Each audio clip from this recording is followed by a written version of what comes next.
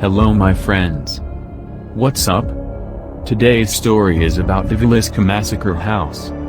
On the morning of June 10, 1912, the lifeless body of members of the Moore family from Vilisca was found in their private home. To this day, the murder case of this family remains in a state of ambiguity. The Moore family was very prominent and lovable in the town of Vilisca. Josiah, 43, and his wife Sarah, 39, were the parents of the family. Their 4 children were Herman Montgomery, 11, Mary Catherine, 10, Arthur Boyd, 7, and Paul Vernon, 5. Josiah was a wealthy businessman and Sarah was an active member of the Presbyterian Church. On June 9, 1912, the church organized a children's program coordinated by Sarah. The program began at 8 p.m., and Josiah and Sarah, like other parents in the city, took their 4 children to the event. The program ended at 9:30 p.m., and Mary Catherine, the family's 10-year-old son, invited friends Enimai and Lena Gertrude Stillinger to spend the night at her home. The 8 returned to Moore's residence together, arriving between 9:45 and 10 p.m. Neighbors thought it was a very unpleasant night.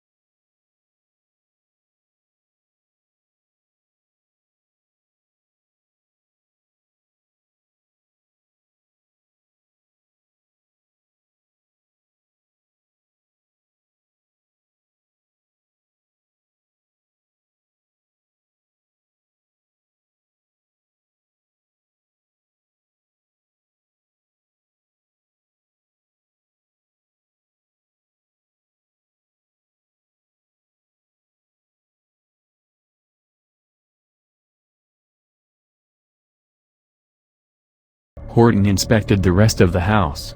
He found an uneaten plate next to a pool of bloody water on the kitchen table. All the mirrors of the house, as well as the windows of the front doors, were covered with cloth that the killer or killers had found in the belongings of the Moore family. The roof of the 2 bedrooms where the Moore family was killed had signs of an axe collision, apparently caused by an axe rising. Josiah, the father of the family, had suffered the worst beatings. Because more than any other victim, he received severe axe blows. His face was so severed that there was no news of his eyes. Investigations have shown that the children were killed after their parents. They were in bed, each was attacked and beaten with the flat end of an axe. Then they were killed. The killer, or killers, then returned to the parents' bedroom and attacked them again. They even filled their shoes with blood with their blows. The Stillinger girls were the last to be killed. Of the 8 victims, only Lena Stillinger is believed to have been awake at the time of the murder. He had confronted the killer, but he did not have enough strength. His body was found lying cross-legged on the bed. His defensive wounds were evident on his arms. Traces of a rupture were found on Lena's evening dress. These effects led researchers to speculate that he may have been sexually abused. Fortunately, doctors concluded after examination that he had not been sexually harassed. Each victim suffered approximately 20 to 30 blows to the head with an axe. Josiah's upper and lower jaws as well as his skull were completely crushed and parts of his head were strewn on the wall above the bed. The killer had covered the victims' heads with beds. Doctors were able to determine that the killings took place between midnight and 5 a.m. Looking for more clues, the researchers found themselves in the attic of the house. There, they discovered 2 cigarettes smoked. indicating that the killer or killers were lying in wait for the Moore family and their guests. When Horton went downtown to see doctors, he accidentally allowed the Moores' home to be turned into an exhibit. The people of the city informed their friends and family, and the shops were closed. It did not take long for hundreds of people to arrive at Moore's residence, looking at the bodies like theatrical attractions. They shouted and shouted from one room to another, destroying evidence. As Horton drove a large crowd out of the house, another crowd forcibly entered the house.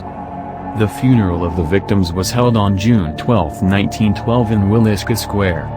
Thousands of people were present until the National Guard was used to control the crowd to block the street. Theories of Vilisca axe murders. The most popular theory suggested that the murder was instigated by Frank Jones, a businessman who runs the Jones store in Vilisca and is known to be the most powerful man in town. Josiah Moore had worked under Frank Jones for almost a decade, and together, they had turned Jones' store into a major success. However, Josiah left Jones' store and started his own business, competing directly with Frank Jones. Rumors grew that Frank Jones, who was then an Iowa state senator, paid for the killing of the Josiah Moore and his family. An alternative version of the story suggests that Josiah had an affair with Jones' daughter-in-law, albeit it was unfounded.